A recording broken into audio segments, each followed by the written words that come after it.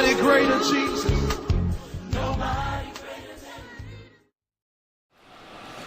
Our church mission and our title this morning is just simply to make men and to mold disciples after Christ. Making, mending, and molding disciples after Christ. Our church mission to make, to mend, to mold disciples after Christ. That is our church mission. It is not one that I had to have a revelation to come up with. It's one that is given to us by Jesus himself. You don't have to try to create what the mission of the church is. The mission of the church is already given. The mission of the church is to make more disciples. It's clear that we have been assigned a task, and our task is to make disciples. I'm trying to get all of us in the same place at the same time. And so I want us to understand that the mission of the church given by Jesus is to make disciples. Just tell your neighbor, our mission is to make disciples. Well, let me do this then for the sake of building a sermon, building an argument. In any good sermon, you need to understand what it is that we're heading towards. So if I'm talking about making the disciples, it will behoove us to at least know what a disciple is.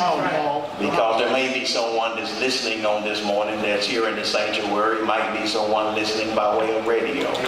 Might be someone that watches this by television that may not even know what a disciple is. And so it would make good sense for us to talk about what a disciple is. If you don't mind, I just want to run down a few things for you on this morning on what a disciple is not. Can I first tell you what a disciple is not? A disciple is not defined by someone who attends church regularly. A disciple is not defined by someone who has their name on a church roll. A disciple is not defined by a person who serves on the usher board. A disciple is not defined by a person who sings in the choir. A disciple is not defined by a person who is on the deacon's board. A disciple is not defined by someone who is on the trustee board. A disciple is not defined by even a person who sits in the pulpit. A disciple is not even defined by a person who even preaches the gospel. Then, Pastor, what is a disciple? A disciple then is one who gives full or total loyalty and to support one another. A disciple is one who gives full or total support for another. A person who attaches themselves either to the person or the beliefs of someone else. A disciple then implies a devoted allegiance to the teaching of a chosen master. A total commitment to following the teachings of the one they follow, while modeling the behavior and characteristics of the one that they follow. Some of y'all looking like you lost, so for your benefit, I'm going to rewind the tape. Here's what a disciple is. A disciple is one who gives full or total loyalty and support to the one they're following. So it might be some of us that thought we were disciples. They may not actually be disciples. A person who attaches themselves to the beliefs of another person and then tries to model the behavior out of the one that they believe, then is called a disciple. So it is that our job and mission of the church is to make disciples. Here's where we have missed the mark is the church has been focused on making members instead of making disciples.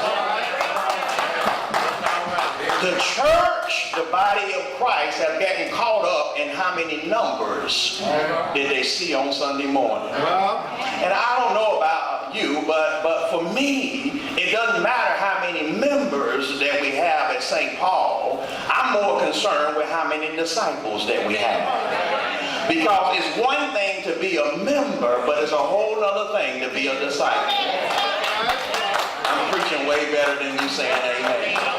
The church then is concerned with how many numbers, how many people are sitting in the pew, how many people that you have that can fill up your church. And so we have a whole lot of members, but we have very few disciples.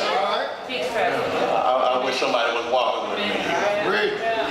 It's one thing to be a member, but it's a whole other thing to be a disciple. And on this morning, you got to decide, do I want to be a member or do I want to be a disciple?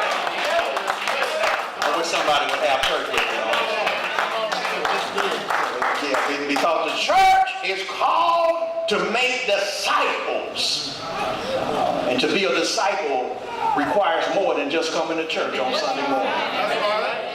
To be a disciple requires more than you just having an occasional, a casual relationship with Jesus Christ. Being a disciple calls for you to have some commitment. That's right. And I'm concerned that the body of Christ, I'm not talking about St. Paul, I'm talking about the body of Christ. There is just one church, and Christ is the head of it. And all across the body of Christ, I'm seeing that we're not making disciples, we're making members. Can I build my argument a little more? I told you we're not going to shout on this morning. It's going to challenge you on this morning. Go. The church then, primary purpose is to make disciples. It's good to have auxiliary ministries and outreach ministries. They're good tools and resources for the church. But the church should never think that an outsource of a resource replaces making disciples.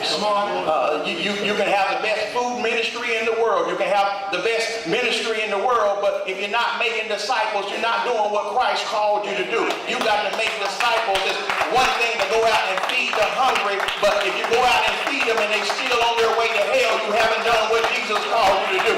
You got to make disciples. So when I'm feeding you, I've got